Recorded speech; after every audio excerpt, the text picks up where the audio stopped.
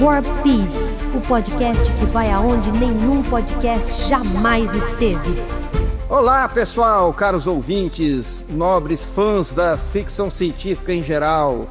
Aqui mais uma vez estamos com o Warp Speed, um podcast diferente que vai falar sobre ficção científica de verdade. Nós temos hoje como convidado o grande Arnaud. Arnaud, por favor, se apresente aí pra gente, quem é você? Olá, pessoal, meu nome é Arnaud, faço parte do Grupo Avançado faz tempo, sou fã de ficção científica, filmes de fantasia, aventura. Então vim aqui para falar sobre o grande Irving Allen, um dos maiores produtores de ficção científica dos anos 60. E como não poderia faltar, nós temos além de mim, Luiz Cláudio LC Braga, que eu sou escritor, fã de ficção científica, fã de Star Trek, fã de fantasia em geral. Gostamos muito de conversar sobre roteiros, histórias, filmes, livros e tudo mais. E temos também aqui Fred Augusto. Por favor, Fred, se presente mais uma vez. E aí, pessoal, boa noite a todos. É um prazer estar mais uma vez aqui com vocês, falando sobre assunto que a gente curte muito. Meu nome é Frederico Augusto, me chamo conhecido mais por Fred Parceiro. Sou arquiteto e urbanista, professor, tracker de carteirinha. Criei um Instagram chamado Tracker Tales, que está um pouco parado, mas vai voltar ativa. Quem tiver curiosidade sobre esse universo tracker, dá uma volta por lá que vocês vão curtir muito. Vamos falar um pouco da produção e das séries criadas por esse gênio da ficção científica chamado Irving Allen, tá? Para quem não conhece, criou grandes séries dos anos 60 e 70, principalmente mais dos anos 60, e aqui a gente vai explicar um pouco da produção que ele fez e espero que vocês curtam. Olá, meu nome é Silvio César, sou publicitário e especialista em branding e hoje vamos falar de um autor de séries dos anos 60 e 70 que, como toda criança que viveu os final dos anos 70 e 80, né, assistiu essas séries pela TV, é o grande Irving Allen.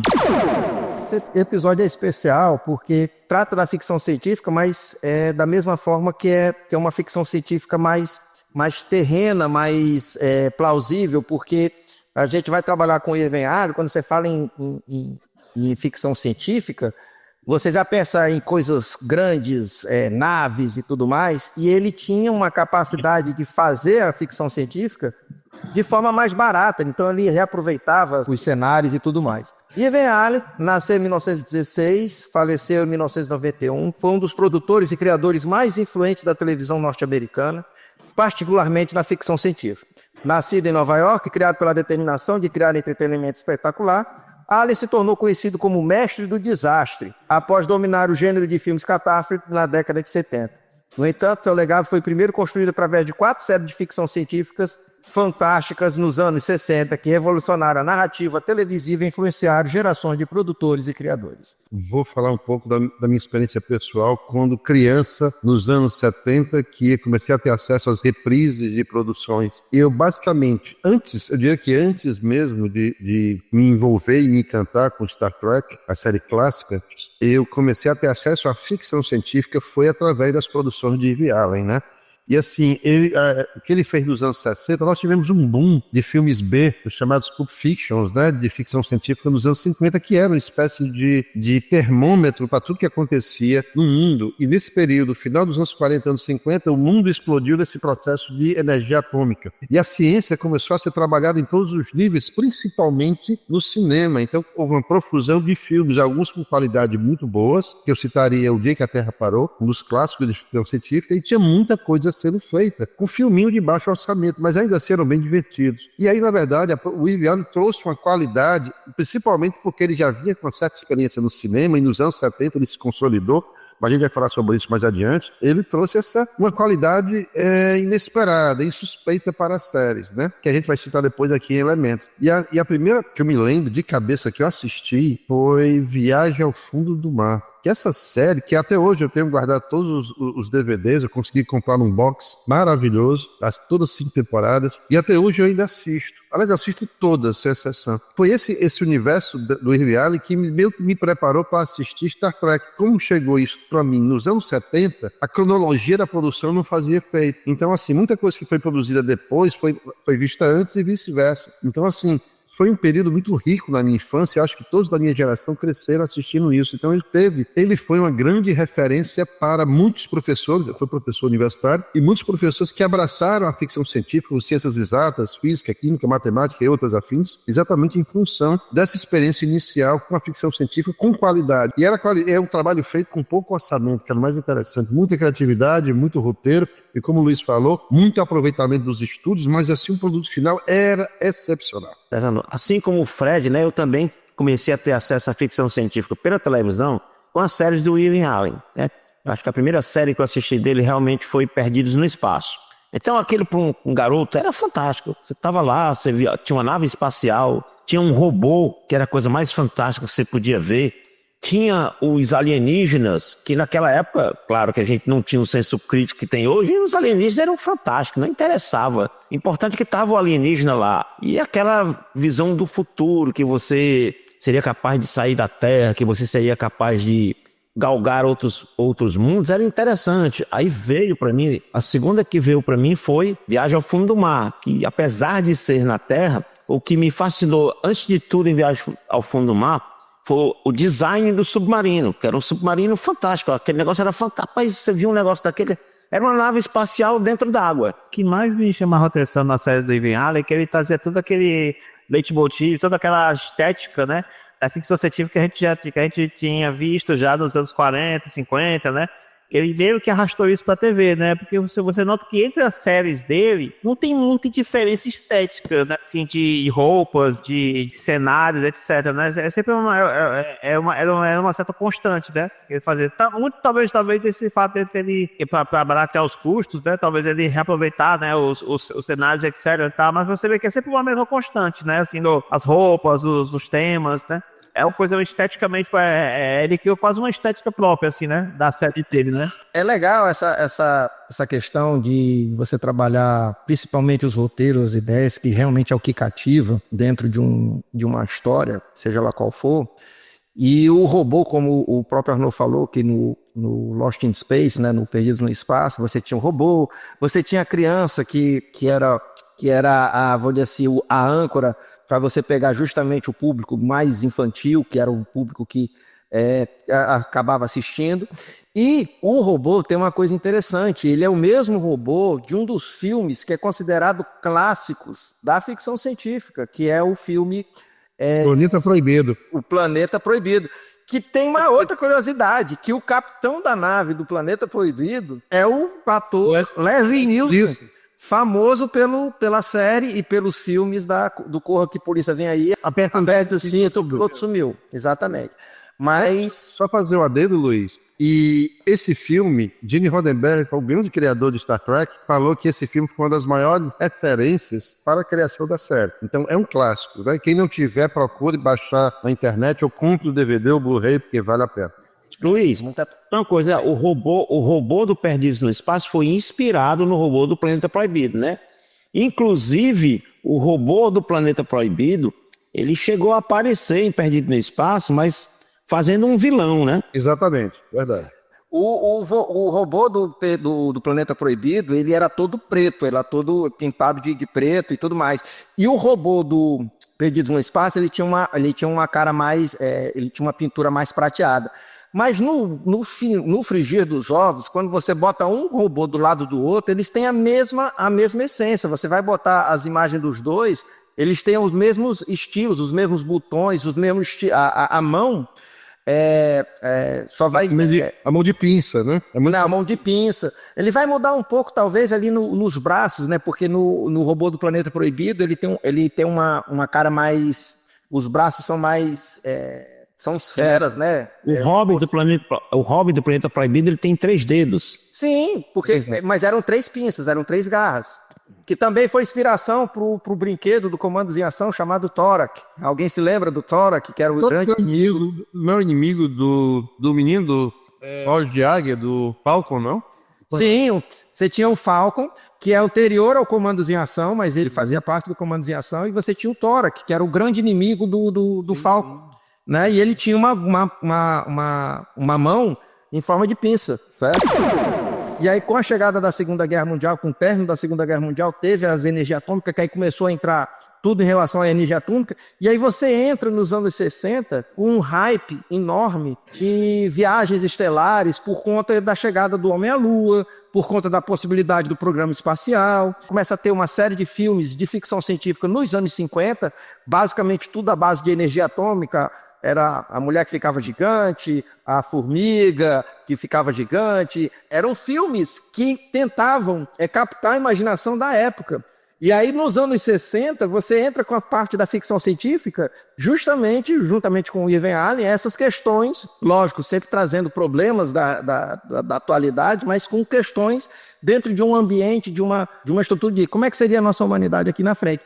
E o Irving Allen, como se tratava de uma coisa imaginativa que deveria acontecer no futuro, geralmente essa ficção científica acaba acontecendo no futuro, às vezes demandava muito dinheiro. E aí o que acontece? O Irving Allen vem e entra com essa vertente de ficção científica, mas com o conceito de você fazer baixo orçamento, né? Quando você vê hoje, por exemplo, no Viagem ao Fundo do Mar, eu acho legal porque você vê que realmente é um submarino e o monstro geralmente é um monstro gigante, mas na verdade você vê que é um cara fantasiado dentro de uma piscina, mexendo no submarino. Mas era muito divertido, assim. Na época funcionava muito bem essa situação. Uma das coisas que eu acho interessante, não sei se aconteceu com vocês, o que a produção do Irving Allen, ela era, inevitavelmente, anos 60, era uma coisa limitada em termos de tecnologia. O cinema estava muito bem obrigado, mas tudo que era vinculado à ficção científica tinha um entrave, né?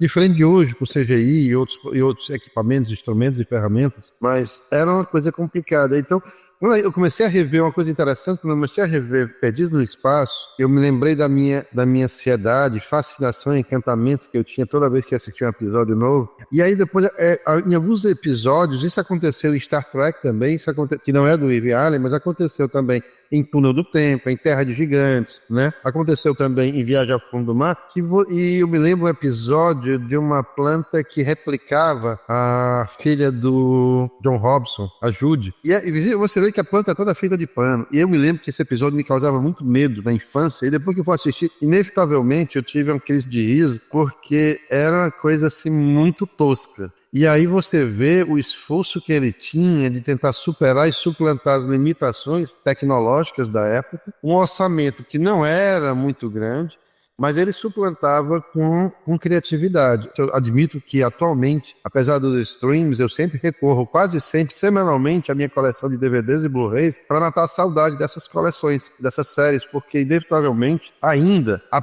minha intenção é essa, falar, apesar das limitações, apesar da limitação tecnológica e do dinheiro, do orçamento, essas séries, para mim, não é apenas nostalgia de uma pessoa, um homem de meia idade, não. É nostalgia de ver bons episódios, ver criatividade, ver qualidade, né?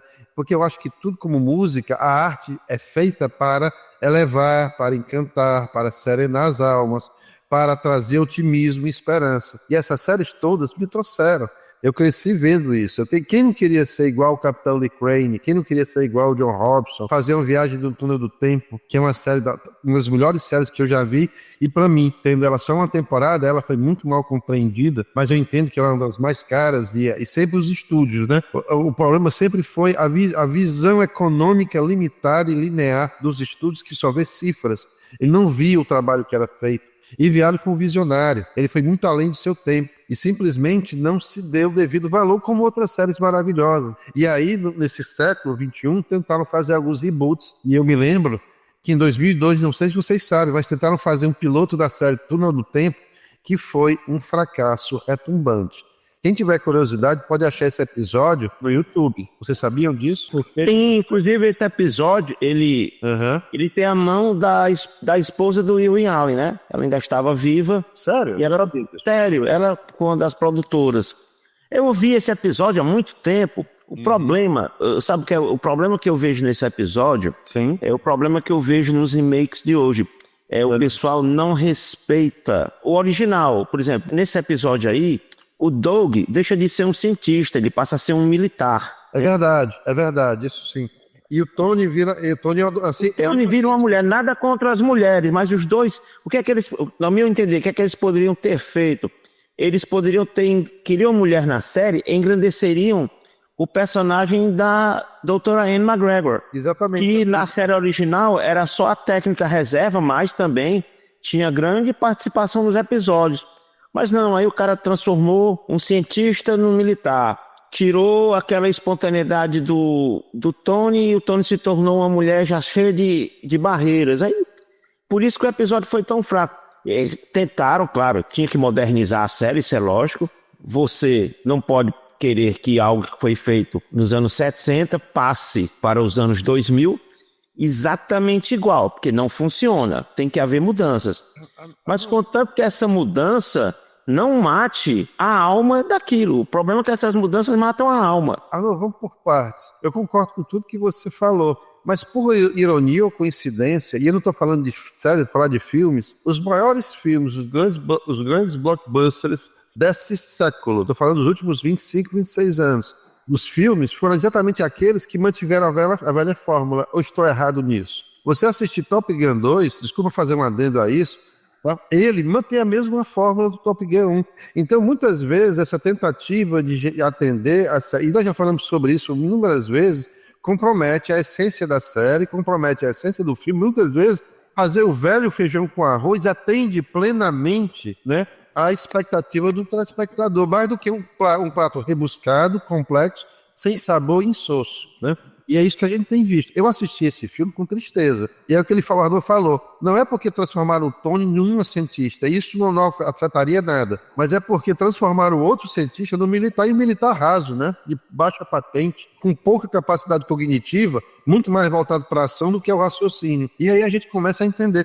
E se eu disser para vocês, devem saber tanto quanto eu, que a série foi cancelada na primeira temporada, e pelo que eu sei, o Ivy Allen tinha grandes expectativas, inclusive ele já citou mais de uma vez que essa série era a que ele mais gostava. Eles iam trazer a dupla de cientistas dessa viagem temporal, que eles estavam perdidos, e a partir da segunda temporada, que o filme tentou fazer isso, né, eles iriam resolver problemas temporais, problemas criados em condições temporais dimensionais que não deveriam ocorrer. Então eles seriam meio que guarda do tempo, tipo aquele filme do Van Damme. Então eles seriam basicamente cientistas que iriam resolver pequenas falhas temporais, o que seria muito interessante. Só que quiseram cortar o orçamento, e Viale ficou muito chateado, e com razão, e aí simplesmente ele disse: se é para fazer de uma coisa medíocre, eu não vou fazer, eu prefiro cancelar. Ele pagou para ver, o estúdio, os produtores cancelaram, infelizmente. Infelizmente, né, ele já havia cortado o verbo, porque ele usava muito filme feito pela Fox. Por exemplo, na Guerra de Troia, naquelas guerras, ele mostrava filmes que já estavam feitos. Verdade. Ele eliminou 2 personagens recorrentes, que era o sargento, eu esqueci o nome do sargento, que aparecia de vez em quando. Sim. E eliminou aquele Jerry, que era o assistente do assistente. Sim. Eles foram eliminados por corte de dinheiro mesmo. E mesmo assim, como você falou, os caras, não, vamos cortar mais. Aí vamos cortar mais.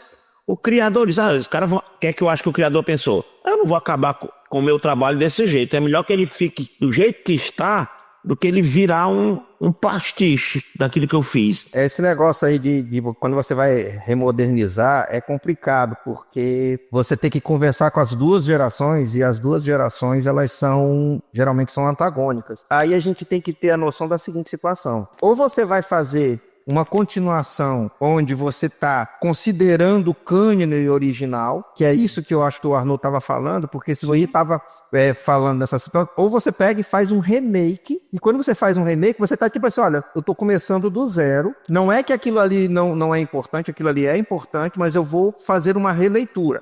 Nessa releitura eu acho que pode tudo.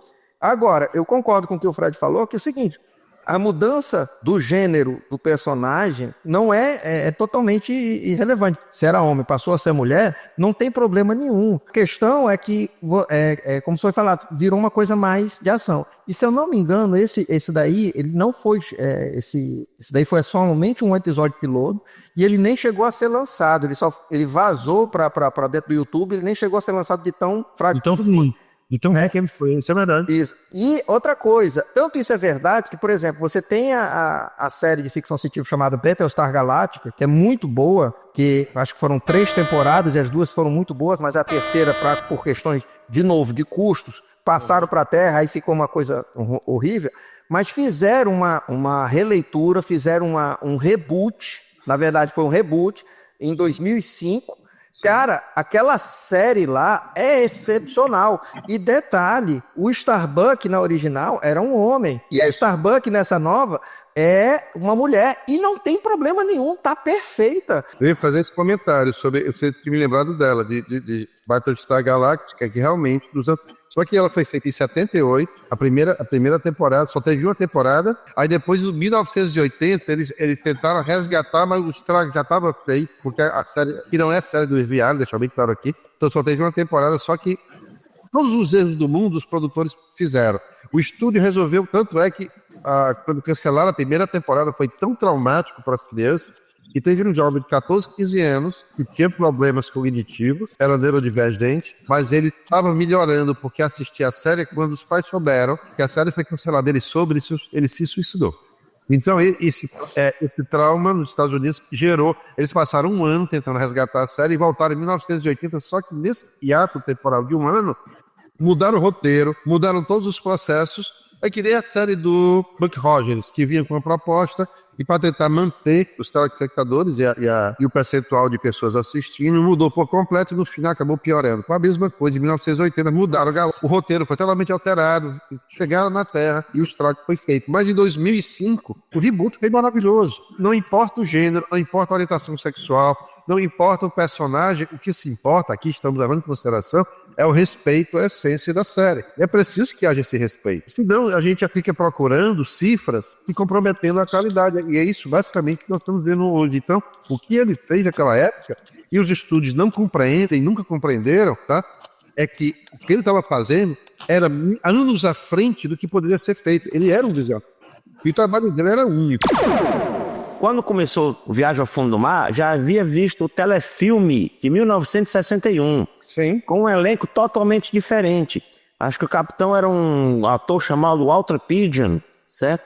A atriz que fez a Jeanne estava nesse filme. O marido dela, na época, também estava no filme. Ele fazia até uma espécie de vilão, que era o Michael Ansara.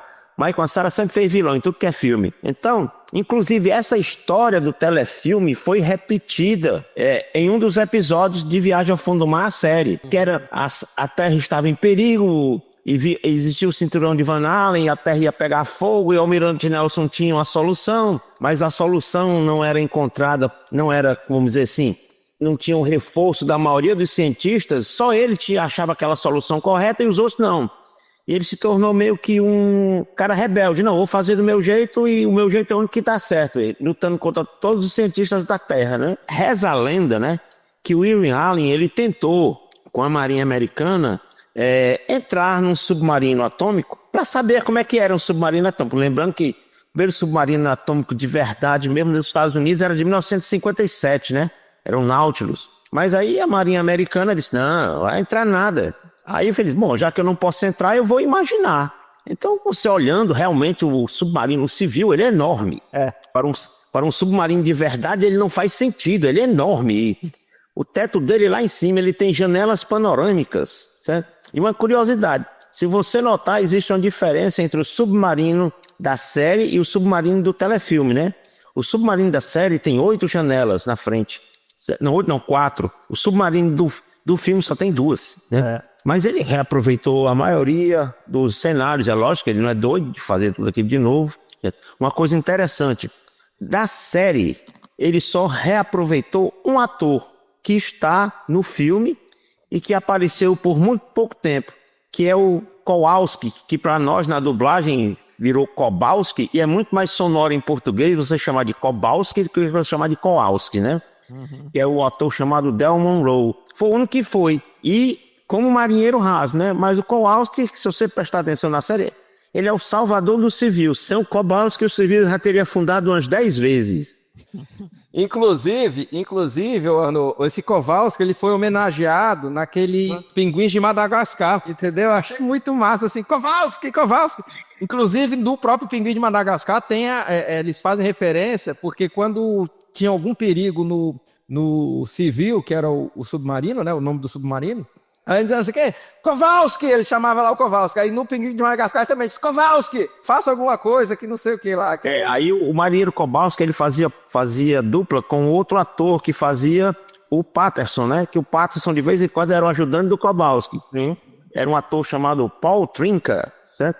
Então, se você olhar os filmes, sabe, esses dois caras, eles apareciam e salvavam, né? Claro que, no fim de tudo, como era uma série de herói, o capitão tinha que ser o grande herói, mas o Kowalski era, sem dúvida, o cara que salvava o civil. Ele era o cara que ia lá e metia a mão na massa. Inclusive, tinha várias discrepâncias, né? Que o cara fala, tá tendo vazamento do reator. Aí o cara entrava lá e puxava com uma chave inglesa, fechava uma rosca e aí parava o vazamento, rapaz. Eram umas coisas assim que Discrepâncias das séries do Irving Allen, hoje em dia, a gente considera como uma coisa da inocência da época e elas mantêm o charme.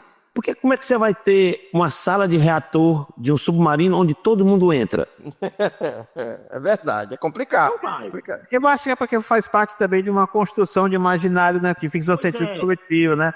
Era uma coisa ainda, como eu te falei no começo, né? Era uma coisa ainda que puxava muito dos anos 50, dos anos 40 e 50, né? Não tinha, assim... Não tinha grandes pretensões de ser uma série de ficção científica hard, né? Assim, pesada. A série Viagem ao Fundo do Mar ela foi feita no auge da Guerra Fria. Então não tinha como o governo norte-americano liberar imagens, porque a intenção do Irving Allen realmente era replicar o mais fiel possível um submarino interno. Aí como é que ele iria mostrar exatamente, inclusive com equipamentos? Se você observar, tudo que aparece, que parece ser a única coisa que tem dentro do civil, que parece realmente ser de um submarino, é o periscópio e o radar. O resto só são coisas brilhando, né? Você pode observar, não tem mais nada. E até a disposição dos mísseis, né? Eles não tiveram acesso a nada. O máximo que eles conseguiram ter, só fazendo um adendo que o Arnold falou, é exatamente as submarinos a diesel da Segunda Guerra Mundial, onde eles conseguiram minimamente copiar o que se reproduziu. Pouco mudou na sala de torpedos, pouco mudou no periscópio, pouco mudou no radar. O resto, eles encheram de luzes. É aquilo que você falou, o submarino é gigantesco. Mas é por isso, acho que é porque é pra caber câmera, né? Pra caber ator, né? Assim, não dá pra ser apertado. E basicamente é um cenário, né? É um cenário que precisa se deslocar com muita... Imagina que aquele cenário era rotativo. Geralmente eram 4 cenários que eles montavam por filme. Né? E tinha que ter exatamente isso. O Irving Allen admitiu, ele não sabia nada de submarinos, ninguém sabia nada de submarinos. Ele solicitou ajuda a alguns oficiais, alguns militares da Marinha Norte-Americana, mas poucos puderam ajudar exatamente porque não tinham instrução para isso. Eles não eram instruídos para dar informações nenhuma sobre os barcos e os submarinos. Só faltou um consultor, né, que explicasse o que era a pressão atmosférica, né? Porque ter janela em submarino é meio complicado, né? Não, mas podia ter uma escotilha pressurizada, isso aí tem. Tanto é que aconteceu há uns anos atrás, no Rio de Janeiro, um dos nossos grandes submarinos, deixaram ele ancorado na superfície, no cais, e deixaram a escotilha aberta. E aí a maré subiu, a água entrou, e no dia seguinte só tava as antenas de comunicação do submarino, porque ele afundou, encharcado d'água. Virou meio que chacota isso aí. E foi verdade, pessoal. Isso aí aconteceu em mais ou menos 2016, 2015, alguma coisa assim. Então, o que eles fizeram ali foi uma coisa magnífica. E principalmente em relação...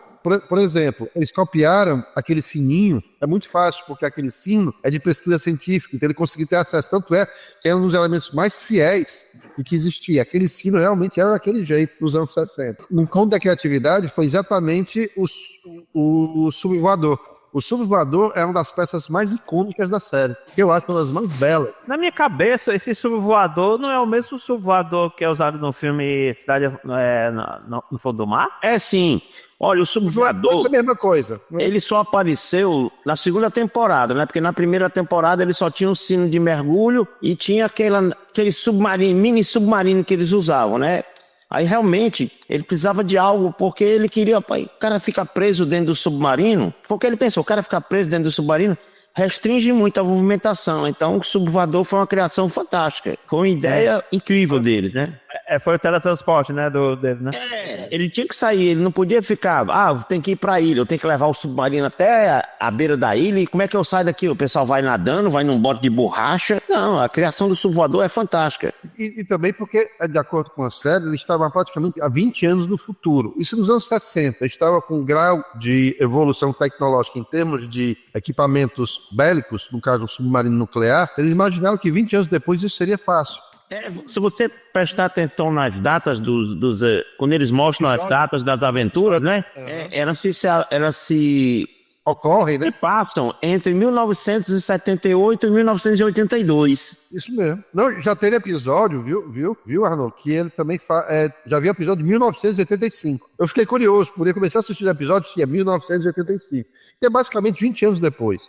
Então, e essa sacada que eu queria, para mim, mais do que o civil, que é lindo, o subvoador, para mim, está na mesma categoria da Enterprise. Né? São dois instrumentos, ou ferramentas que fazem parte. E o civil é o grande protagonista. Eu acho que rouba muito a cena para mim, quando tem, dos episódios, é o subvoador, que é um dos equipamentos mais belos que eu já vi. E de uma criatividade única. Inclusive, ele chegou a fazer, ele aprendeu muito, o Irving Allen, com um menino, Harryhausen. Ele trabalhou com ele. Né? Então, foi exatamente vendo o trabalho de maquete, pequenos equipamentos de controle das peças e a produção do próprio Harryhausen, que fazia todo esse processo, ele ficou encantado e pensou, como é que eu posso utilizar isso? Ele está fazendo filmes de época, filmes épicos, e como é que eu posso utilizar isso em filmes ou séries de ficção? Ele usou isso em Poseidon, no primeiro Poseidon, né? E no segundo também, no Resgate. Ele utilizou isso nos filmes tragédias que ele desenvolveu nos anos 70. Ele trabalhou basicamente seguindo o mestre dele, que foi o Ray Harryhausen, que para mim é um dos melhores. Eu me lembro que na série do Viagem ao Fundo do Mar, você tinha uma primeira temporada que ela era mais voltada justamente para a Guerra Fria, espionagem. Era eles sendo os salvadores do mundo contra os maléficos malignos do mal, comunistas e tudo mais, que estava naquele clima da Guerra Fria, né? Vendendo sempre aquela propaganda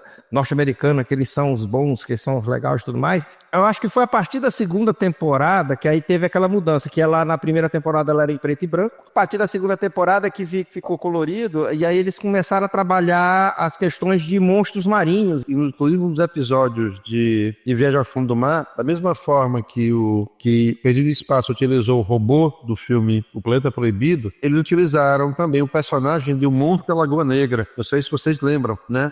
A mesma vestimenta, né? Em alguns episódios, tipo Os Homens Anfíbios, né? Eles sempre utilizaram o mesmo Monstro da Lagoa Negra, que foi um filme clássico dos anos 50, que também era do mesmo estúdio. O Luiz Cláudio tem razão, houve uma mudança de tom, principalmente porque o estúdio, por exemplo, o primeiro ano ele filmou em preto e branco, não porque ele queria filmar colorido, mas o estúdio novamente botou a mãozinha e disse, não, vamos filmar em preto e branco. Se der certo, a gente coloca colorido.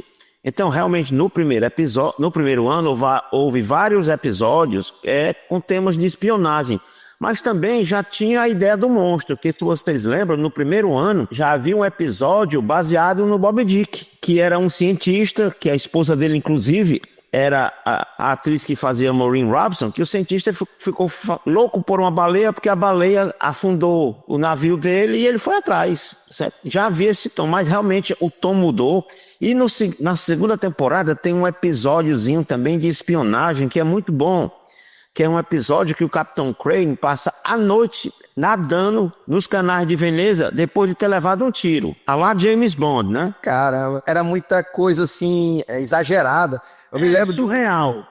Eu me lembro que teve um episódio, assim, outra coisa, eu me lembro de um episódio, eu não vou saber o nome não, mas eu me lembro de um episódio em que eles tinham que entrar, olha só, eles já estavam sob a influência, eu acredito que já estavam sob a influência dos livros do James Bond, porque era sempre aquela coisa, você tinha que chegar numa espécie de uma ilha remota, que era a grande base secreta do inimigo e tudo mais, mas o que eu acho legal é que teoricamente, o civil, porque o civil era um submarino militar, ele não era um submarino de pesquisa necessariamente, ele era muito tecnológico, mas ele era militar. E aí, acontecia o mesmo problema que tinha no Star Trek, que, veja bem, os personagens principais, que era o comandante Crane e o auxiliar, que fugiu o nome dele lá, eles, às vezes, eram eles que iam lá para resolver o problema. Porra, eles cheios de soldados, cheios de cabos e tudo mais, e eles que iam resolver o negócio.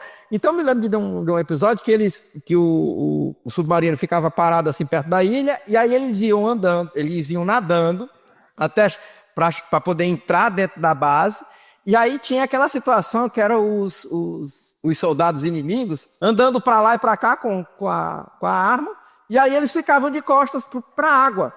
E aí quando eles viram que tava de costa pra água, ele ia lá, pegava pelo calcanhar e puxava eles pra dentro e dava porrada. Mas era assim, era uma coisa que você ficava assim, isso não faz sentido, cara. Toda essa época, né, o Irving Allen sempre apostou na ingenuidade do público da época. Ele sabia que não ia ter dinheiro para fazer muita coisa, então ele fazia o melhor com o que ele podia.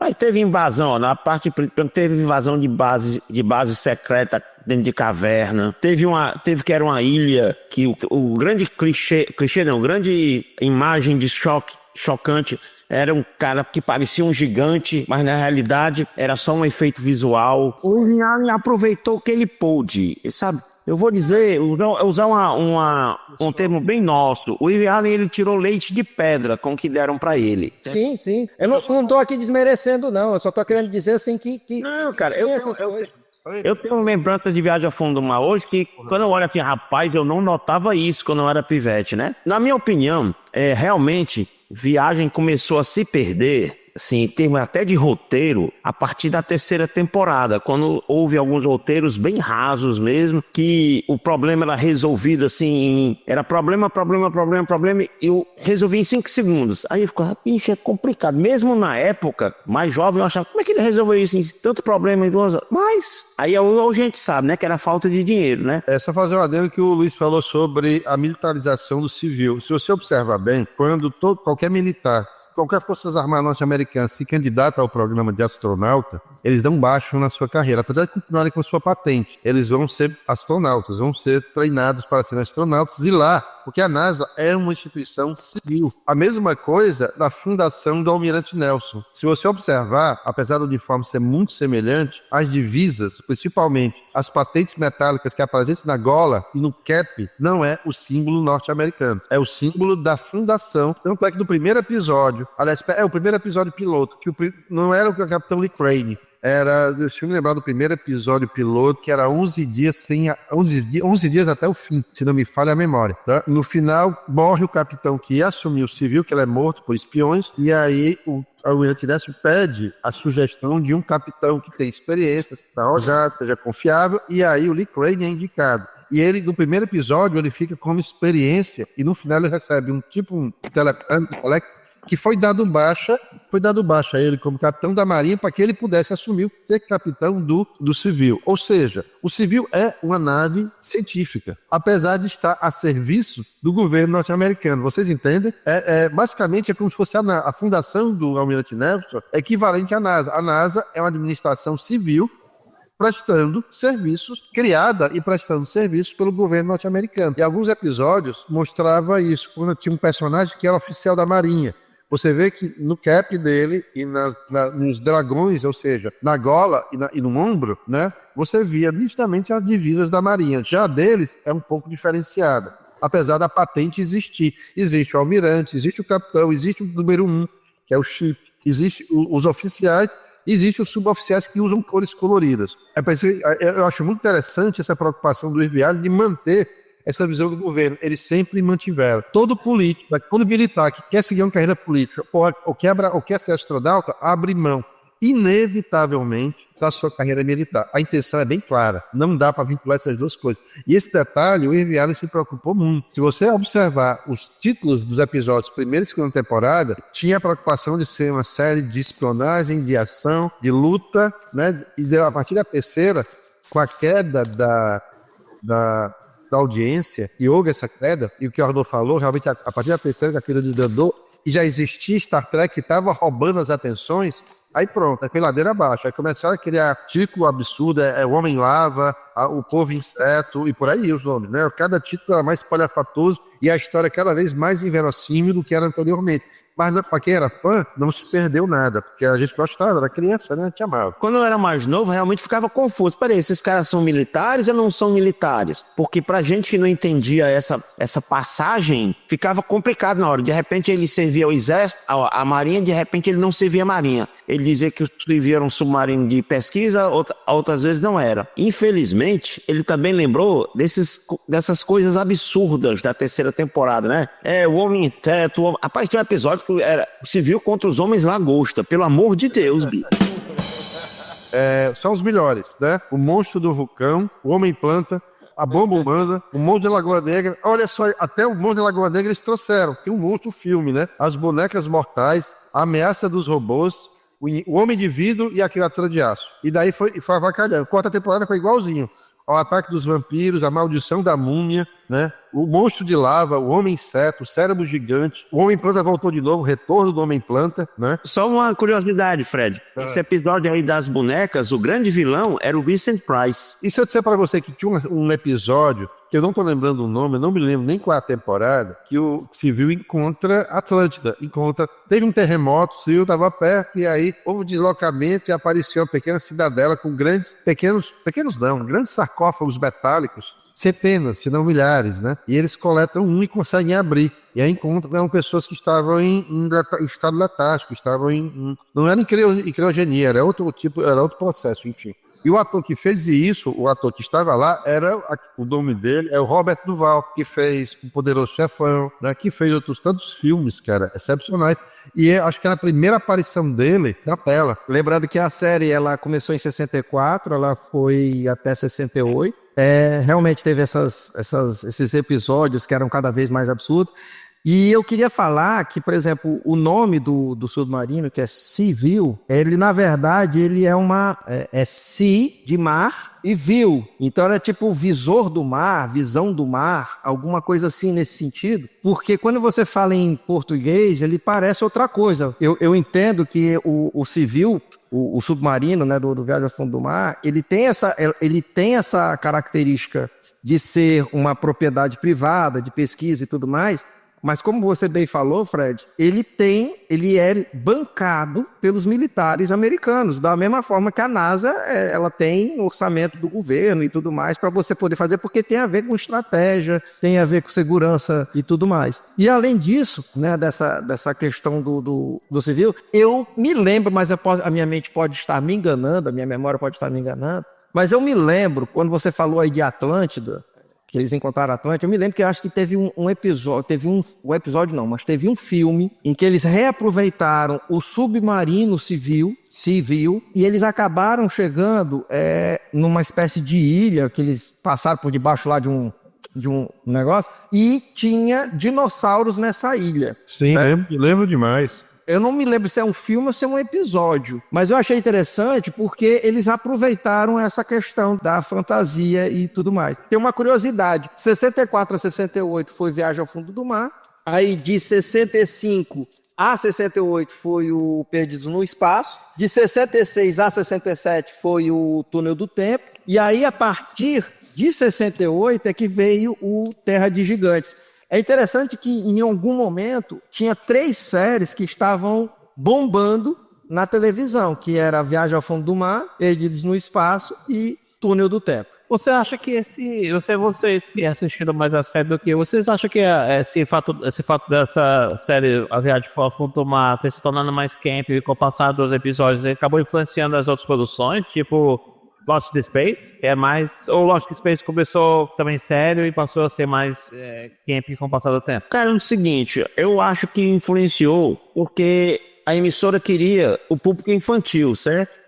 E o público infantil gostava de coisas assim, tipo bem camp, tipo Batman. Olha, o Batman, em 76, ele foi de uma influência horrível para as emissoras. Por quê? Porque ele fez muito sucesso. Então todo mundo queria uma série naquele tom bem animadozinho. Foi o que aconteceu com Perdidos no Espaço, certo? Felizmente não chegou ao Túnel do Tempo e não chegou à Terra de Gigantes, mas Viagem ao Fundo do Mar e Perdidos no Espaço foram atingidos por essa visão que a série tinha que ser divertidinha. Não falo mal da série do Batman, pelo amor de Deus, eu adoro aquela série, eu tenho ela todinha aqui, mas era uma visão diferente. Aí a emissora viu, não, isso aí tá dando resultado, então eu quero minha série desse jeito. Aí matou, né? E daí que vem os monstros, né? O monstro lava, o homem do Lago Ness, essas coisas todas, porque tem a ver também com aqueles vilões bizarros do Batman da época que faziam muito sucesso. Arnaud, o que você pode falar de curiosidade pra gente? Isso aí, o Lost in Space, ela tem uma característica que durante muito tempo as pessoas só deram a Star Trek, né? Que ela também é uma série que teve o seu primeiro piloto rejeitado, certo? E mandaram fazer o segundo. O primeiro piloto de Perdidos no Espaço não tem o Dr. Smith e não tem o robô. Não foi porque que eles estavam fazendo o Star Trek, ele já estava entrando no syndication e começou a fazer sucesso? Não seria por causa disso ou não tem nada a ver? Não, nada a ver. Ele simplesmente a emissora não gostou. Porque como é que eles se perdiam no espaço? Tem até o pessoal aqui aí de Fortaleza, né, que é fãzão de Perdidos no Espaço, que conseguiram, inclusive, falar com o Jonathan Harris quando ele veio para Fortaleza, né? Ele veio pra cá, acho que foi nos anos 90, né? Nos anos 90, pô, ele sempre passava por Fortaleza no navio. Você vê, o ator passava por Fortaleza no navio e os caras eram tão fanáticos por Perdidos no Espaço que conseguiram descobrir isso. Foram lá entrevistar, eu vi o filme, o problema é que os rapazes que foram entrevistar, nenhum deles sabia falar inglês, aí o negócio complicou, mas tudo bem. Vamos lá. Então, como o Fred bem lembrou, era baseado nesse livro da família suíça Robson, certo? O problema do primeiro piloto é que é o seguinte, no primeiro piloto, eles se perdiam simplesmente por causa da chuva de meteoros. Se vocês lembram, no piloto com o robô, quando o robô é ativado, certo? Ele tira o Júpiter 2 de rota e além do Júpiter 2 ser tirado de rota, ele é atingido por uma chuva de meteoros. Aí piora tudo, aí é que sai da rota mesmo, certo? Deixa eu só fazer um adendo, Silvio. Quem o robô foi o Dr. Smith. Smith, né? Que é o primeiro episódio, inclusive o Dr. Smith era para morrer ainda na primeira temporada. Ele ia ficar vivo, até onde eu me lembro, acho que ele ia ficar vivo até mais ou menos o 5º ou 6º episódio. Verdade. Na série, o Dr. Smith, ela ia ser tão somente vivo, ele ia ficar vivo, só que ele fez tanto sucesso que ficou até o final e acabou se tornando o protagonista da série, junto com o robô e junto com o Will. Inicialmente a série tinha mais uma pegada científica, né? E o Dr. Smith ele era um mercenário, ele era um militar, não sei se cientista, mas ele era um militar americano, mercenário. E aí, no decorrer do filme, da série, ele começou a se tornar uma figura mais caricata, mais engraçadinha, mas era uma coisa meio exagerada, meio caricata, meio estereotipada. Mas É uma série que, pelo que eu tô vendo aqui, também foi influenciado pelo Batman, né?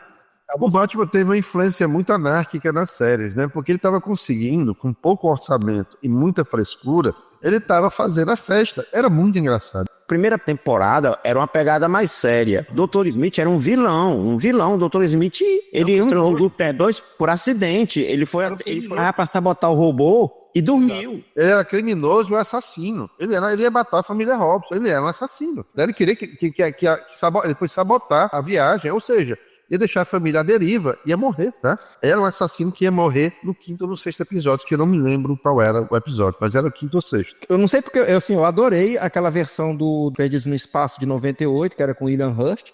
E ele vai muito nessa estrutura que você está falando aí, que ele ia sabotar a nave. Inclusive no filme de 98, ele sabota e dá um problema lá na hora que ele leva um choque e aí ele desmaia. Não é que ele dorme, ele desmaia e aí ele acaba indo junto, porque não era para ele ter ido, era para ele ter saído, só que deu um problema e ele acabou ficando lá. Inclusive, se vocês lembram do piloto, o Dr. Smith, no piloto que foi ao ar, ele mata o guarda que o vê dentro da nave. Ele mata o guarda e esconde o corpo. Tem um episódio em que eles vão relembrar a nave saindo, decolando da Terra. Só que ele tá numa espécie de loop temporal. Isso é na série. O episódio não posso saber de cabeça, não. Ele ia evitar que o Dr. Smith do passado entrasse dentro da nave para ele não estar mais perdido no espaço, ele continuar na Terra. Sendo que ele, em algum momento, ele percebe que se ele não entrar, depois ele já ter passado várias aventuras lá junto com a família Robson tendo salvado ele várias e várias vezes, ele percebe que não, deixa ele entrar e ele faz a conversa para ele entrar dentro da nave, porque por causa do peso extra na nave é que a família acaba sobrevivendo. Eu me lembro que é tipo um arco de redenção dele dentro da série. Agora o episódio é um dos poucos atos de heroísmo do Smith. Existe isso mesmo. Ele diz, rapaz, ele descobre, se eu não for, vai todo mundo morrer. E ele não tá nem aí pra família. Tu sabe o que é que faz ele voltar? É ele olhar pro Will Robson. Porque o Will Robson é o único que acredita nele. Exatamente. Então ele olhar pro Will Robson, rapaz, se eu não for, esse menino morre. Aí ele resolve ir. Aliás, olha uma coisa interessante. No primeiro episódio, quando você me falou do peso, eu me lembrei já que aconteceu isso mesmo. Ele foi sabotar o robô para que o robô matasse a família toda na série. E é isso que ele queria. Só que ele não teve tempo de sair Ele se escondeu dentro de um compartimento, ficou preso, não me lembro mais, eu dormi. O peso dele não foi calculado para a saída. Houve uma queima de combustível pelo peso extra e associou isso aí, que era a aviônica, né? Sabe aquela peça redonda que tinha no centro da nave? Era basicamente o governo norte-americano trabalhava com aquele tipo de aviônica. E muito interessante, se vocês assistiram o filme O Dia que a Terra Parou, a nave do alienígena tem exatamente a mesma estrutura circular da aviônica, que era basicamente o que os americanos da época, a tecnologia mais evoluída, queriam trabalhar em termos de equilíbrio espacial. Então o peso dele desequilibrou a nave aviônica, o robô já estava alterado, porque tinha sido configurado de novo, já saiu, já estava virado no giraia o robô. E aí a nave descambou para um lado, pegou uma chuva de meteoros, foi uma zona, não sei como é que eles escaparam, mas a série começou com essa pegada, uma pegada bem difícil. E aí a coisa foi amenizando. Com certeza a natureza anárquica do Batman afetou isso, ficou uma coisa mais levinha, né? Trouxeram o John Robson com espada de novo para relembrar o velho Zorro. Quer dizer, aí a curiosidade do primeiro ano, né? Inclusive, o ator, o Jonathan Harris, ele sempre advogou que a mudança de tom do personagem dele foi sugerida por ele ao Irving Allen. Que ele sempre disse nas entrevistas, faz sentido. Como é que um cara que está colocando a família em perigo não vai ser mandado embora? Porque, se você notar, tem um episódio da primeira temporada que é o Mar Revolto, né? Que o Dr. Smith se recusa a ir, porque o planeta vai ter um problema, vai ter uma inundação, a família vai toda naquele jeep, naquele carro. E ele se recusa a ir. Quer dizer, o cara que não queria colaborar em nada, vivia colocando a família do cara em perigo. O que é que você faria? Meu amigo, você dava 2 bombons pra ele e dizia tchau. Aí ele, rapaz, ele sempre disse isso na entrevista. Eu cheguei pro Ivan e disse, não funciona. Eu vou ter que ser mandado embora, o cara vai mandar embora. Aí por isso que foi entrando naquela linha mais cômica. Mas até o 6º, 7º episódio, pode reassistir, até o 6º, 7º episódio do primeiro ano, o Smith era um personagem bem escrotinho mesmo. Perigoso. Inclusive, antes do Will Robson conseguir captar o robô pro lado dele, o robô era praticamente um serviçal do Smith. Tudo que o Smith mandava, o robô fazia. Aí, novamente, como já foi desgravado, aí entrou o Batman, o estúdio quis algo mais divertido e os alienígenas foram ficando cada vez mais divertidos, né? Você pode ver, inclusive tem um alienígena que aparece 2 vezes, né? Ele apareceu no primeiro ano e apareceu no segundo, que era uma mulher que flutuava no espaço. Meu Deus. Que tinha uma espécie de tigela na cabeça, né? Transparente, que no segundo ano a gente descobriu que ela era verde. Aí você pode ver. Aí tá certo que no primeiro ano tem umas loucuras. Tem um episódio do primeiro ano que o professor John Robson cai num planeta da nave. O cabo se parte, ele cai na nave, ele não morre. Aí fica por conta, sei lá, de Deus, né? Ele não ter morrido. Tem um episódio, acho que é do terceiro ano, que é bem divertido, não sei se vocês lembram, que o robô é pego por uma tribo de homens pré-históricos do espaço e o robô fica tipo um deus. O Smith fica louco, porque o robô é adorado, né? Tem uma coisa que eu nunca entendi naquele tom. Aliás, até entendo, né? Como o herói da série deveria ser o professor John Robson, o Major West, que era o cara com passado militar, foi simplesmente jogado pro lado, né? Você vê que o Major West, ele não ganha uma luta. Você tem que lembrar também que o ator que fazia o John Robinson, ele era o Guy Williams, né? Então ele vinha já do Zorro, então ele já tinha todo aquele negócio, não, é ele que tem que ir resolvendo. Pois é, eu sei que são os anos 60, tem que isso, mas eu acho que os roteiristas poderiam ter sido melhores com o personagem do Major West, tá?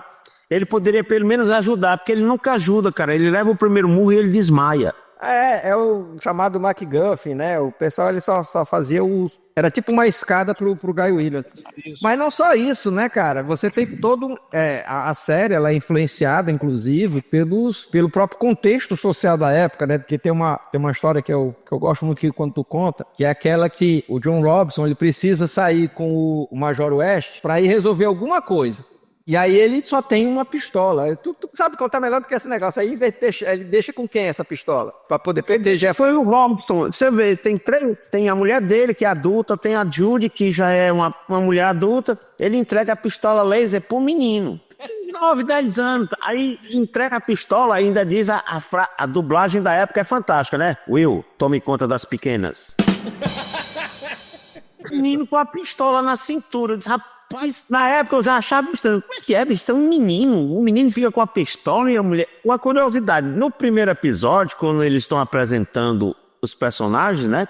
A Maureen é referida como Doutora Maureen Robson. Depois daí, meu amigo, esse título de doutora dela some. Dono de casa, meu amigo, para com isso. Não, agora, assim, justamente como era os anos 60, tinha aquela coisa da família perfeita e tudo mais, que você vê muito mais séries tipo A Feiticeira, tipo aquele lá da Dina Eugênio. Tem um episódio que eu fiquei assim, olhando assim, caramba, que negócio é esse? Eles pousam a nave, aí ela vai lá, monta a mesa, faz um não sei o quê e traz lá o café da manhã para todo mundo poder sentar, feito realmente uma dona de casa. Faz sentido pra época, né? Hoje em dia é uma aberração. Sim, com certeza, é uma aberração Mas, total. mas ela tinha um título de doutora. Você pode...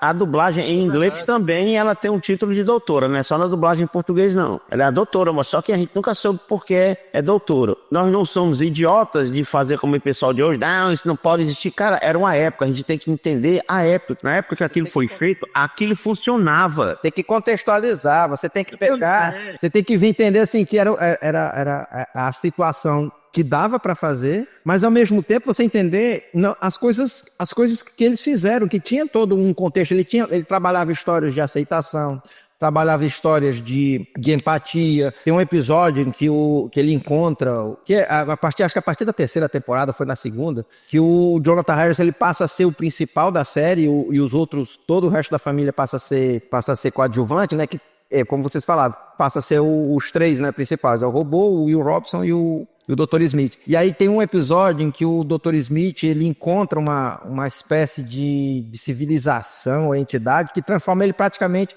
o que ele disser acontece, vai acontecendo as coisas, né? E ele vai fazendo tudo, até que o Dr. Smith percebe que ele está afastando as pessoas que ele gosta. Então tinha essa questão de você trabalhar esses temas que era muito interessante. Pois é, e você vê, o Smith também, ele provoca na família Robson, ele provoca a raiva, mas ele também provoca a bondade, porque em alguns episódios, inclusive, tem um episódio que o professor John Robson, que é o Smith, ele acha uma máquina, e essa máquina produz vários clones do Smith, né? Aí, o Will Robson cai dentro da máquina, e é parcialmente absorvido pela máquina.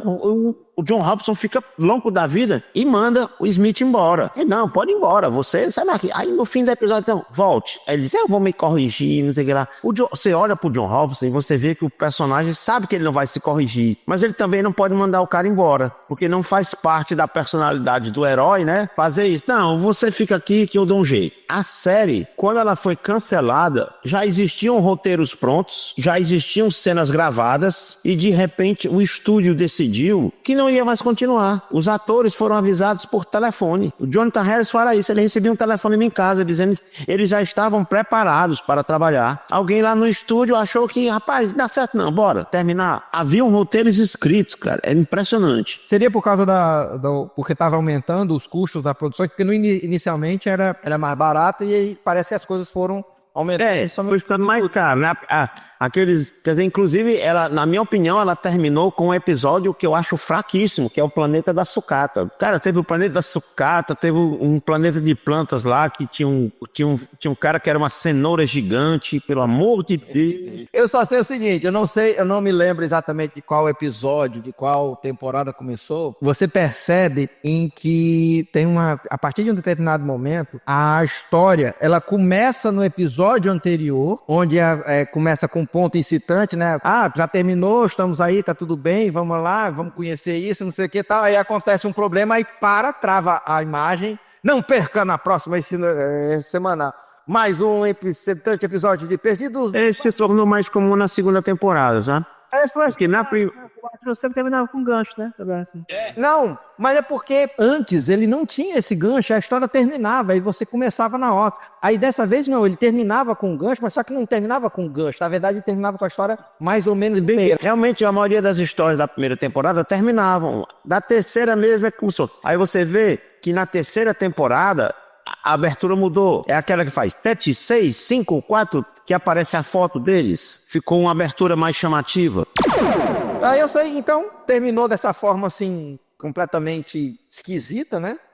E aí foi ressuscitada em 1998 com uma refilmagem, né, que começou a onda dos reboots, né, pegar as séries antigas dos anos 60 e 70 e transformando em cinema. E fizeram o filme Perdidos no Espaço com o William Hurt. E, inclusive, tinha o Major West, ele era o personagem do Joey, do Friends. Eu, particularmente, gostei muito desse filme, eu tive a oportunidade de assistir no cinema. Adorei a nova visão do robô, né, do Will Robinson lá. Cada um deles, da família, tinha uma função, uma tarefa importante, né? O Will Robinson era tecnologia, o William Hurt era o chefe, e você tinha o Gary Oldman, cara, como o Dr. Smith, que também estava muito bom. E, cara, na época, se eu não me engano, ele fez um relativo sucesso, ele chegou a fazer um relativo sucesso, mas parece que o pessoal não gostou. Eu queria que vocês comentassem aí do que aconteceu aí. Eu acho que o ponto que não deu certo, na minha opinião, nessa série, foi a transformação do Dr. Smith naquela coisa lá, assim, simbiótica lá, aquele negócio lá, que é meio nada a ver, né, assim, com a proposta da série, né? Mas ele termina bem, ele volta a ser humano no final. E o filme de 98, eu também concordo, foi um filme maravilhoso. Eu achei que eles conseguiram manter a essência do filme. Os atores, tanto o William Hurt como o Gary Oldman, cara, estavam excepcionais. O ator, o Matt LeBlanc, não é isso? O ator que fez o Major West, que era da Friends, ele fez o velho personagem, né? Ali era o personagem do Perdidos no Espaço, né? Ele não tem muita coisa para prestar, não. O filme era bom, o roteiro era bom, e felizmente merecia, acho que ele foi incompreendido, merecia uma continuação. Eu fiquei na espera de uma que não veio. Então, assim, eu não sei muito bem. A impressão que eu tenho que às vezes que os produtores ou seus críticos não entendem um pouco, porque é o seguinte, um filme maravilhoso daquele que pedia, os fãs da série e os novos fãs que assistiram pediam uma continuação e não fizeram. E se faz tanta continuidade de filme vagabundo, que eu queria entender o motivo desse. É só meu comentário mais sucinto para a gente ir mais adiante, viu? Mas eu acho que o grande lance desse filme é que ele se tornou inviável, né? Porque era muito... tinha o William Hurt, né? Tinha o Matt LeBlanc, tinha o Gary Oldman. E aquela que na época era superstars, né? Sim, né? Não. Sim, mas tinha cacife, tinha cacife pra isso. Não sei. É daquela época que o filme eu achei mais ou menos, assim, não achei não empolgante quanto vocês acharam. Eu gostei, cara. Silvio, eu gostei. Ele realmente, teve problema. Ele não foi um grande sucesso. Ele foi sucesso, ele não foi um grande sucesso. Ele foi abaixo das expectativas do estúdio. Talvez esse gap de ser nacional, de repente, causou isso, né? Na minha opinião, é claro, teve uns probleminhas, mas o filme, no todo, ele era bom. Aquela ideia dos alienígenas que estavam dormentes foi fantástica, bicho. Aquela cena do Júpiter 2 atravessando o planeta de um lado a outro, usando física pura, né? Não, a gente vai pra cá, quando chegar lá, a física... Não, foi muito bem feito, mas infelizmente, né, o estúdio... Achou, não, rapaz, a gente gastou 100 e só devolveu 200, não vamos em frente. Muita gente critica o Matt LeBlanc, né? O Matt LeBlanc não é um grande ator, mas ele se ouve bem naquele papel. E teve a Mimi Rogers também, a Mimi Rogers, que era a Maureen Robinson, e a Heather Graham. A Heather Graham, no iniciozinho de carreira, também estava muito boa com a Judy. Eu só teria matado aquele macaquinho digital, porque eu já odiava na série original. Mas vocês acham que eu tinha dado aquele macaquinho para aquelas aranhas espaciais? Pega aí e joga aí. Vocês acham que a mudança de tom do Major do Oeste, né, que vocês falam que foi uma coisa mais de quase caricata, acabou influenciando esses remakes, não? Por exemplo, você usar o Matt LeBlanc, você associa logo com o humor, né? Não, cara, mas o tom do Major West, no filme, pra mim, era o tom correto. Ele era o cara com experiência militar. Era ele o cara responsável. Inclusive, no filme, me lembro bem que ele ficava puto porque ele tinha treinado, tinha não sei o que tal, ele queria ir pra luta, o negócio, ele, virei babá de família, ele ficou puto com aquele negócio, porque tinha uma noção, né, dentro da história do filme, em que eles eram uma família que estavam buscando uma forma de salvar o planeta Terra, porque o planeta Terra estava indo pro saco por conta de coisa ambiental. E ele tinha a função de proteger a família, porque justamente ele ia proteger a família para poder trazer essa solução para a Terra. E eu achava que merecia uma continuação na época. Tem um período de série que seria o chamado Os Robinsons. Nesse aí já começam as mudanças estranhas. Na minha opinião, é lógico. Por exemplo, o antigo professor Robson se torna um militar. Começou a marmota, vai. Começou militar, né? Inclusive, esse piloto está no YouTube, ele está dividido acho que está dividido em 3 ou 4 segmentos. Os efeitos especiais nem estão acabados, viu? Você nota que nem estão acabados. Então ele é um militar, ele é chamado porque eles precisam colonizar um planeta, porque continua o mesmo mote, a Terra está com problemas, ele estava longe da família, você pode notar que isso é parecido com o mote da série da Netflix, né? E interessante, né? É que nessa série ele tem outro filho homem, que eu não consigo lembrar o nome, que morre no primeiro episódio, ele morre no episódio, o filho homem. Então, nessa série, qual é a diferença? O professor John Robson é um militar, a Maureen realmente já é médica, assim como foi no filme, e o John Robson tinha sido herói de uma guerra, a Terra já tinha sido atacada por alienígenas. Aí onde vão as similaridades com a série da Netflix, ele é um militar, certo? Então o Júpiter 2 de lá faz parte, assim como na série da Netflix, de uma nave maior. Então o Júpiter 2 é porque tem a Estação Espacial Júpiter, tem vários colonos e eles estão no pod Júpiter 2. Pronto, ele não é só uma missão da nave Júpiter 2, é uma missão da Estação Espacial Júpiter. Aqui uma curiosidade que fala aqui que com o fracasso dessa série, né, a Júpiter 2 foi vendido como cenário da Battlestar Galáctica, né? Exatamente. O B4. Battlestar Galáctica usou o resto dos cenários, mas você pode até assistir, eu acho, como curiosidade, certo? Não é bom. Aí eu sei porque que ela não foi, Pra frente. não virou série, é porque realmente a história não é boa. Interessante do jogo. Era. Exatamente. Uau. Provavelmente tinha muita câmera lenta de passarinhos espaciais andando de um lado pro outro assim. A série da Netflix, realmente eu fui com muita expectativa, certo? Ela me atendeu em algumas coisas, mas na maioria das vezes não. Por quê? Eu vou dizer, o meu maior problema com a Netflix é que aquela série, ela matou 2 personagens, na minha opinião. Ela matou o professor John Robson e matou o Don. O professor John Robson foi transformado num militar broco. Ele podia ser um militar. Ele era um fuzileiro raso. Ele não tem instrução nenhuma, ele é limitado. Ele é um fuzileiro naval de baixa patente. Tanto é que cria, às vezes, uma polêmica entre ele e a doutora, que a doutora que manjava dos Paranauê. Aí esse negócio de você ter que... Não, vamos crescer o personagem da Maureen, eu concordo. O personagem dela realmente tinha que crescer como cresceu no filme. Mas aí, pra você crescer um personagem, você tem que diminuir outro? Mas durante a série, o Joe Robson ele meio que cresce também, né? Depois ele assume o protagonismo depois, né? Cara, mas ele continua sendo um broco. Não, Ele só serve pra fazer aquilo. eu vejo mais ali a família. Ela tem problemas de relacionamento e tudo mais, mas no final, quando você vai acontecendo as temporadas e tudo mais, eu vejo que cada um vai assumindo a sua importância e brilha num determinado momento. Exato. Entende? Então, assim, por exemplo, tem um momento que precisa ser, o cara tem que ser broco, que quem resolve a situação é o John Robinson. Tem momento que quem tem que resolver o problema é a Maureen Robinson, ela que tem que chegar e dizer, ó, vamos fazer assim, assim, assim, assado. Tem momento que ajude, que ela que tem umas sacadas interessantes, mas nunca ninguém dava importância para ela. Uhum. E tem também o momento do Will Robinson, que era vou dizer assim, era quem acabava tendo mais empatia, que era mais preocupado com tudo mais. Então, assim, eu particularmente eu gostei das 3 temporadas. É como se fosse uma série, uma minissérie, na verdade, com todos os episódios das 3 temporadas. Ela não é uma temporada que você conta uma história, depois a segunda temporada que você conta uma outra história, e depois na terceira temporada que conta outra. Não. Ela é uma história que tem um princípio, tem um meio, tem um fim, e ela encerra a história, e faz sentido eles terem se perdido, vai o nome Perdidos no Espaço. Tem algumas coisinhas assim que você fica assim, tudo bem, mas vamos deixar.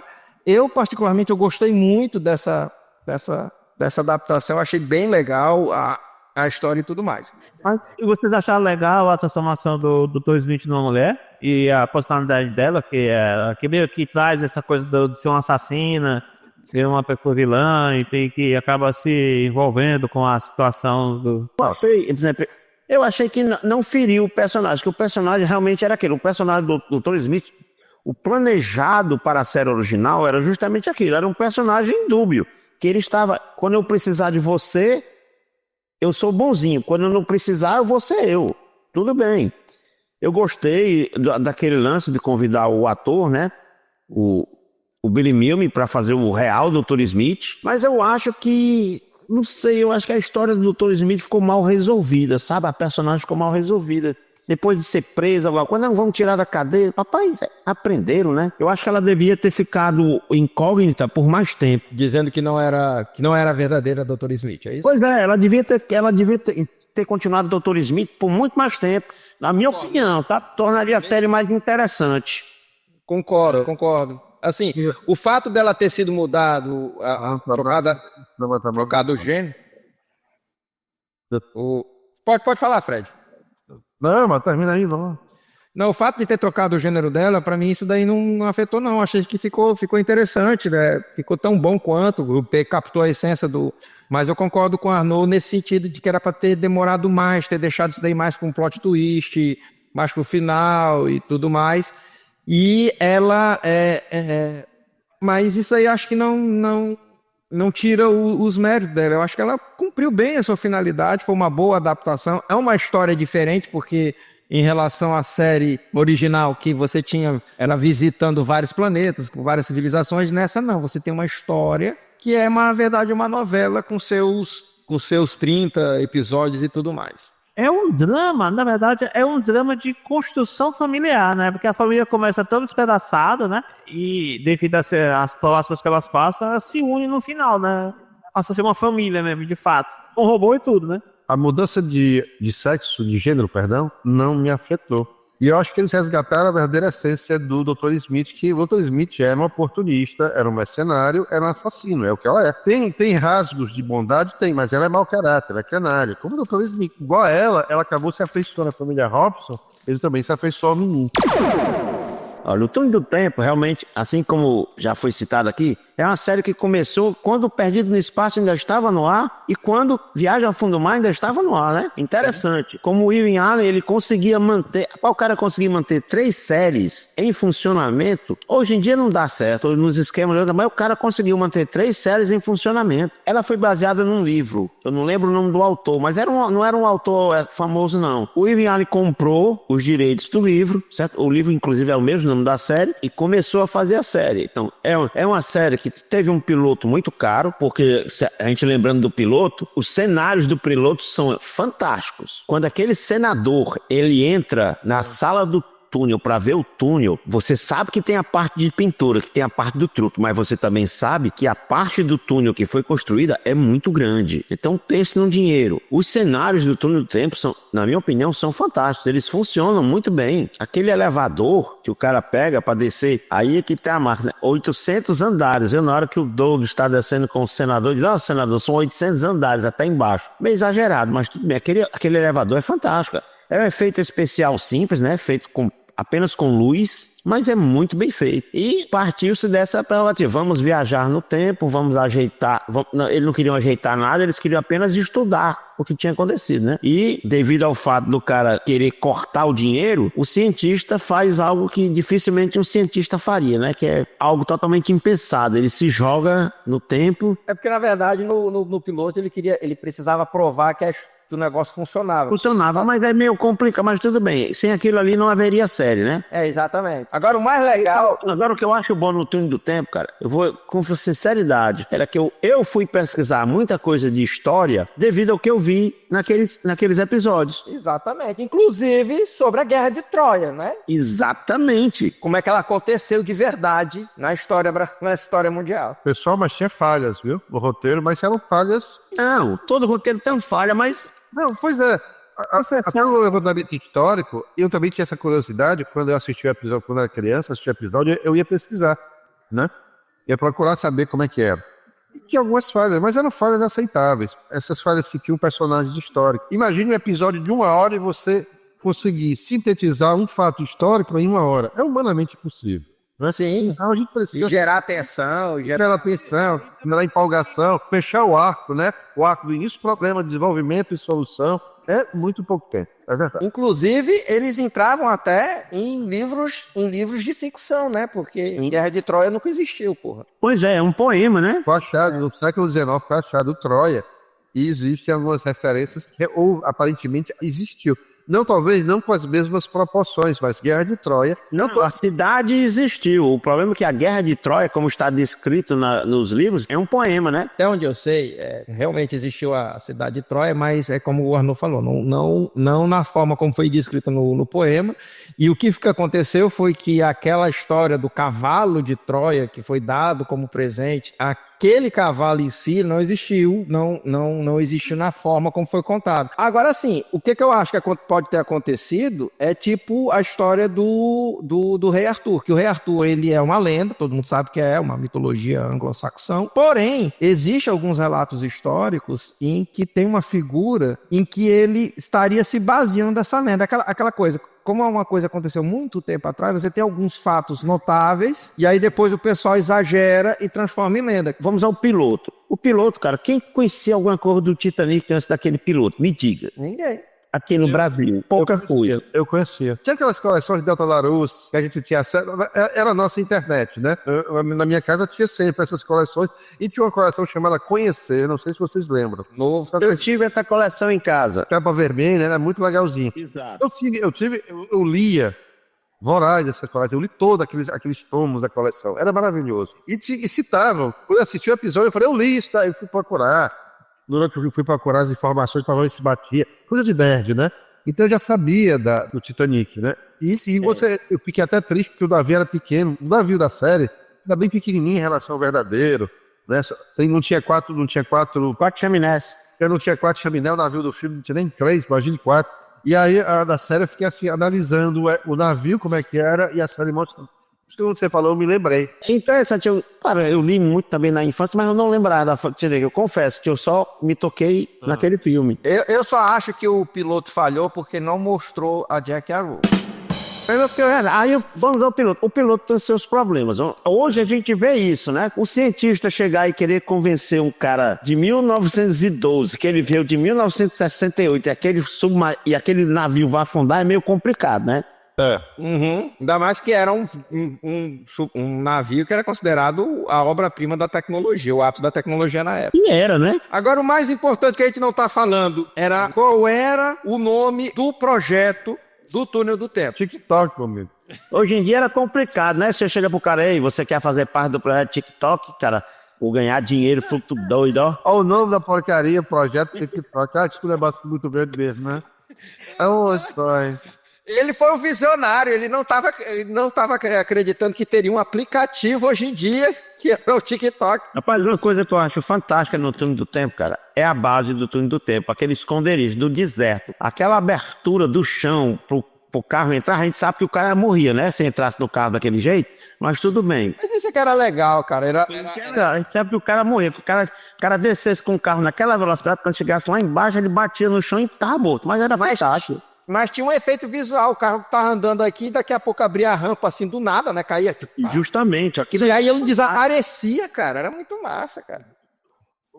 Eu acho que mais uma vez inspirada pelos filmes de espionagem da época, né? Rapaz, vamos fazer um negócio bem espião mesmo. A base tem que ser super secreta, não dá pra ninguém achar. E o que eu acho interessante no Túnel do Tempo, né? Que é aí que a gente viu que tanto que o Irving Allen, né? Se aproveitava de filmagens B-roll, né? De trechos que estão usados, de outras coisas, pra ambientar a história dele, né? Inteligência dele, e ele também foi forçado, né? Porque a turma, rapaz, vamos cortar dinheiro, e ele... Tá certo, então vamos usar o filme antigo. Agora você deu aquilo ali, demonstrava que ele tinha um pessoal de pesquisa muito bom, né? Sim. Claro, vai achar uma cena de um filme da Fox, que só podia ser filme da Fox, né? Tem um episódio que eu acho que passa na Idade Média, eu tenho certeza que eles pegaram do Coração Valente, do Príncipe Valente, cara, algumas cenas dali. O episódio do Robin Hood, inclusive, eles pegaram do filme Robin Hood, né? E tu sabe quem é que participou também como um astro convidado num dos episódios um dos raros episódios que eles foram pro futuro? Robert Duval. Exatamente, Robert Duval. Vai dizer,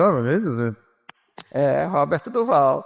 Ele apareceu Em 1 milhão de anos no passado, por abelhas. Eu não sei por que as abelhas do passado eram maiores do que as de hoje, não, mas tudo bem. No Túnel do Tempo, eu achei interessante o seguinte, que você vê que no começo do Túnel do Tempo, eles iam muito para fatos históricos, né? Aí, se você começar a olhar lá pelo fim, aí eles já estão mais pra... Eles botam Merlin na parada, Josué na parada, a própria Guerra de Troia, quer dizer, são fatos que são fictícios, mas o que estava na história. Tanto é, se vocês notarem, eu achei muito interessante esse fato, se você notar o episódio no qual eles encontram Josué, o pessoal do túnel fica assustado, né? Quando Josué fala com eles, um dos caras que fica bem assustado é o general. Quando ele olha pro Josué, quer dizer, o cara se identifica como Josué, você vê o assombro nele. Quer dizer que até para eles, Josué era um personagem que ele não tinha existido. Era só uma história. Aí cai naquele caso, né? Que ele pode ter realmente existido e depois o que foi passado virou uma lenda, uma coisa absurda e tudo mais. Não, o general, cara,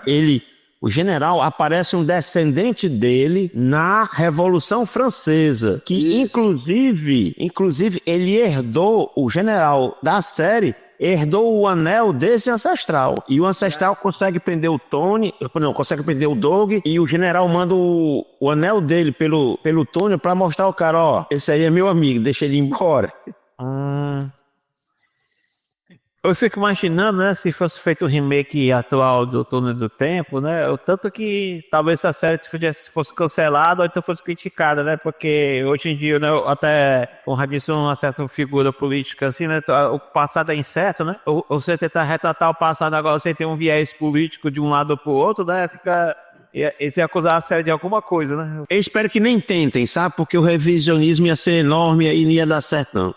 Mas talvez, justamente pensando nessa situação, eles terem uma ideia de como é que era a história e depois como é que mudou e tal, não sei o quê. E quando eles forem lá e ver, não foi nenhuma coisa nem outra. Talvez isso ficasse interessante. Agora, nessa série do Túnel do Tempo, eu me lembro também um pouco, se bem que teve uma série depois chamada Os Viajantes do Tempo, que era nessa mesma pegada, só que numa pegada diferente. Não sei se vocês se lembram, foi uma série dos anos 80, onde tinha um cara e um menino que tinha um reloginho, né? Isso, exatamente. E o cara era pra pivete, cara, essa série. Mas o lance que pegava a mesma essência, que era você passar pelo... Eles tinham uma coisa do Isaac Asimov, que era daquele Fim da Eternidade, que ele fazia parte de uma organização secreta dentro do tempo, que tinha a função de consertar o tempo. E ele, que é diferente do Túnel do Tempo, porque na verdade no Túnel do Tempo, quando eles caíam dentro de uma nova época, eles alteravam o tempo e eles tinham que pegar e fazer a coisa voltar para os eixos. Assim, irmão espiritual da série Túnel do Tempo é a série O Ministério do Tempo, a série espanhola. Eu acho que ela pega esse espírito do Túnel do Tempo e traz com um conceito diferente, que é um pouco de fantasia. Mas o Ministério... Acho que por acaso, lá no primeiro das temporadas, aparece uma organização americana que usa energia atômica, né, para viajar no tempo, né? Eu não sei se é alguma referência, assim, ao Túnel do Tempo. Tem isso na série. Mas se eu não me engano, nessa da Ministério do Tempo, que essa é uma série espanhola, ela trabalha justamente tentando corrigir essas coisas do tempo, né? Também. E eu acho que tudo isso daí bebe naquele livro do Isaac Asimov, que é O Fim da Eternidade, Que muitos consideram, né, o livro zero de fundação, né? Se você for analisar num grande aspecto da história, ele parece ser realmente o episódio zero. Tem alguns episódios do Túnel do Tempo que eles param, eles metem estão no dado histórico, mas eles metem alienígena no meio, né? Tem um episódio que os alienígenas vêm pra Terra roubar o gado na cidade do Velho Oeste. Tem um episódio que eles estão no Sudão, é o exército inglês, e tem 2 alienígenas, aqueles alienígenas do Irving Allen, que também já tinham aparecido em Perdido no Espaço. E a figura é muito grande, os olhos grandes. Não é aqueles que parecem o Fred Mercury do Pânico, não? Todo prateado. Tem uns alienígenas... Também, eles aí estão num episódio na qual eles sequestram a doutora N, lá no Túnel do Tempo. Eles vão lá, sequestram a doutora e pegam o túnel do tempo para ajeitar um problema. Mas esses caras, esses alienígenas que eu tô fazendo, são tipo um Yoda bem grandão e com os olhos mais esbugalhados ainda. E são verdes, hein? Então ele realmente tem esse lado.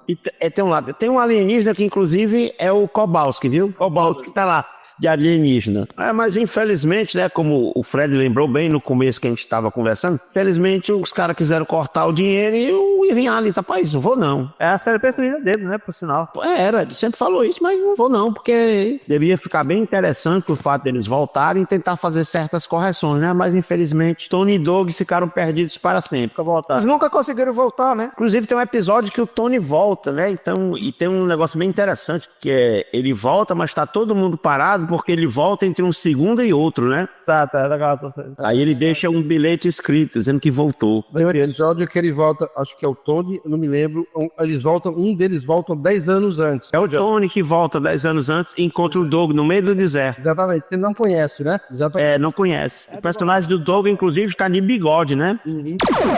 Terra de Gigantes. Gigante.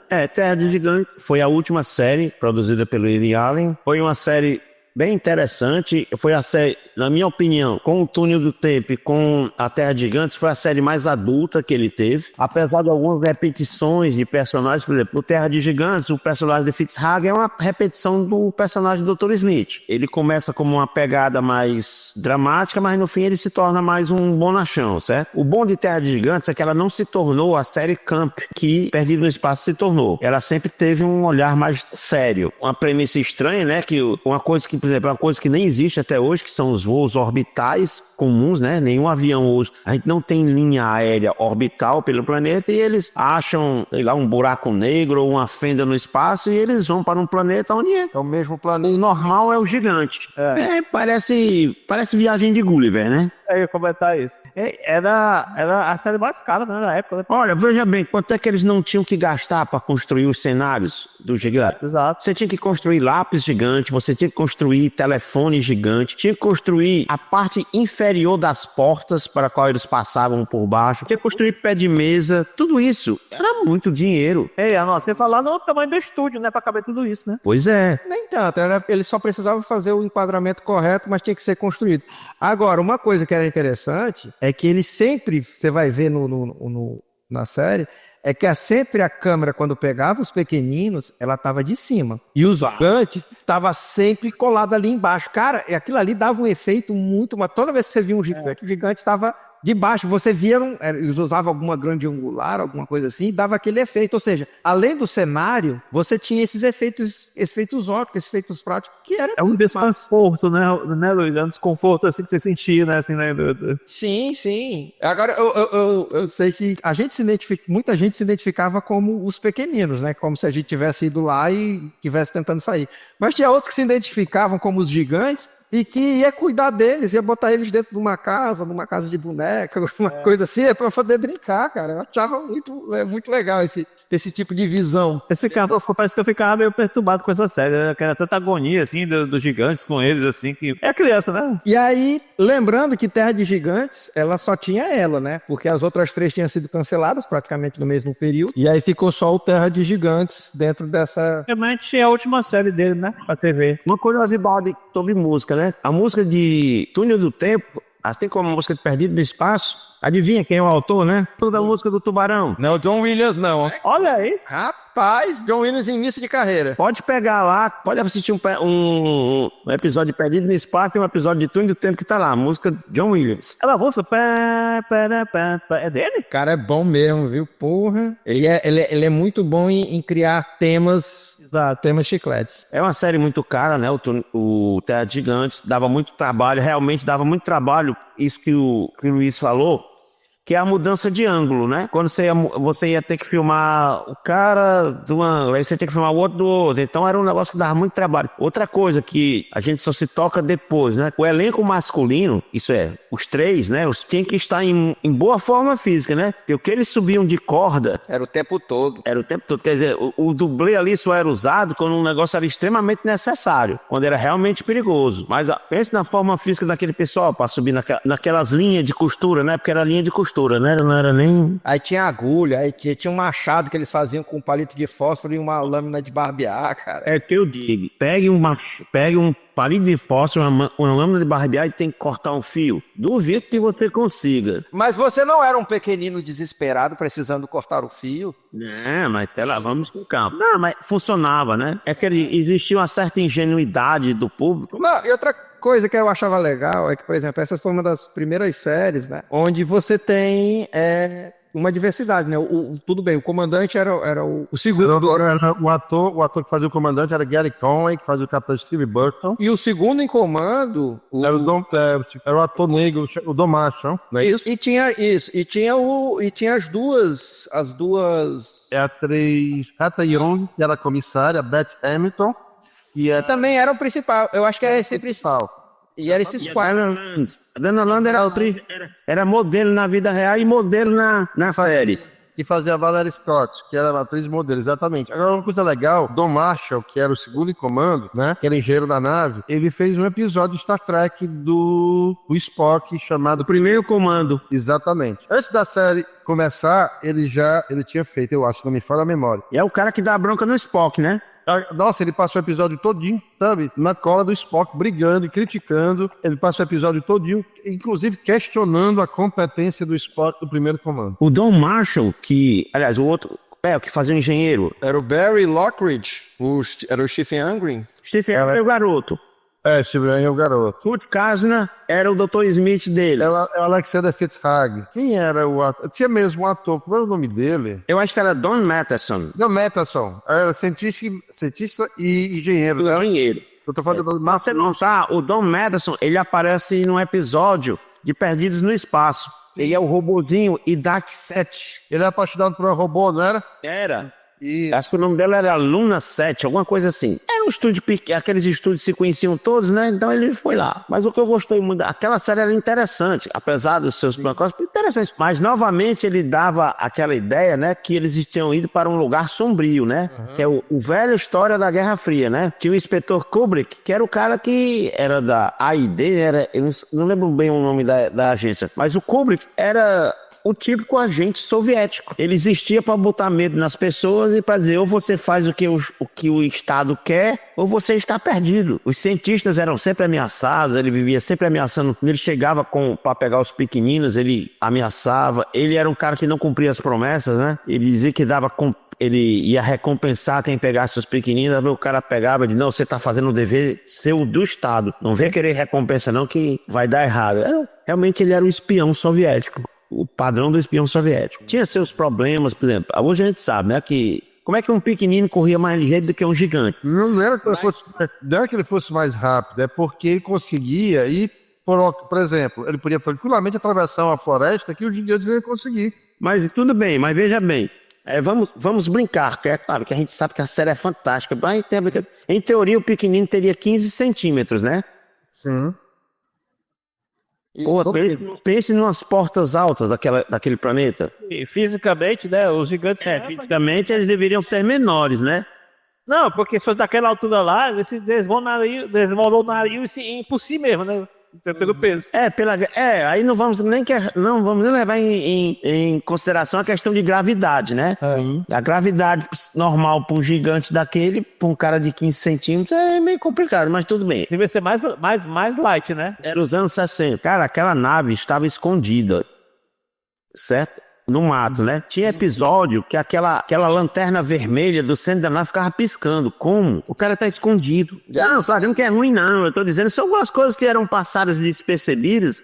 É que a gente nota, né? Assim, mas que a gente nota. Rapaz, o cara tá escondido ali e a porra naquela luz vermelha piscando.